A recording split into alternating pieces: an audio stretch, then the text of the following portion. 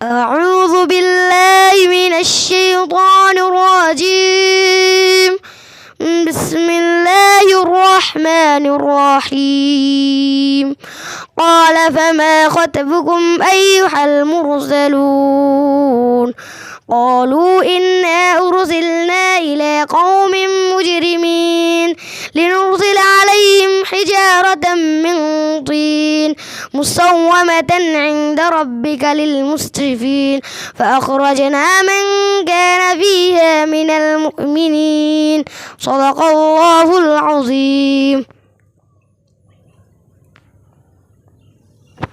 মাশাআল্লাহ, খুব সুন্দর তেলাওয়াত। আপনাকে ধন্যবাদ।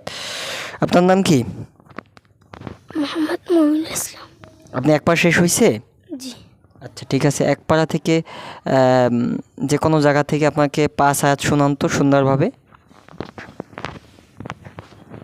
أعوذ بالله من الشيطان الرجيم بسم الله الرحمن الرحيم والضحى والليل إذا سجى ما ودعك ربك وما قلى وللآخرة خير لك من الأولى ولسوف يعطيك ربك فترضى ألم يجدك يتيما فآوى ووجدك ضالا فهدى ووجدك عائلا فأغنى فأما اليتيم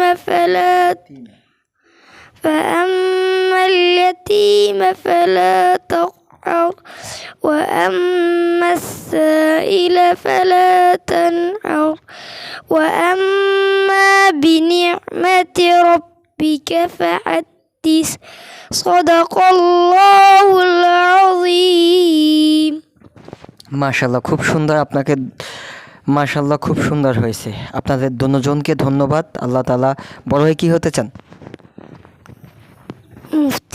মুফতি। আপনি? একটা মুক্তি হয়েছে ইনশাআল্লাহ। আল্লাহ তাআলা আপনাদের মনের আশা পূর্ণ করুক। এবং এখানে আপনারা বলতে পেরে আপনাদের কেমন লাগলো? এখানে যে আমি কয়েকটা কোরআনের ভিতর থেকে কয়েকটা আয়াত জিজ্ঞেস করলাম আপনাদের কাছে, একটু তিলাওয়াত করলেন, কেমন লাগলো আপনার? ভালো লাগছে। আপনার অনুভূতি কেমন? ভালো লাগছে। আলহামদুলিল্লাহ। দোয়া চাই ভালো থাকবেন, সুস্থ থাকবেন। আপনাদের জন্য শুভকামনা ও দোয়া রইল। সামনের দিনগুলোতে ইনশাল্লাহ ভালোভাবে আরও ভালো সুন্দর করে লেখাপড়া করবেন। আসসালামু আলাইকুম রহমতুল্লাহ।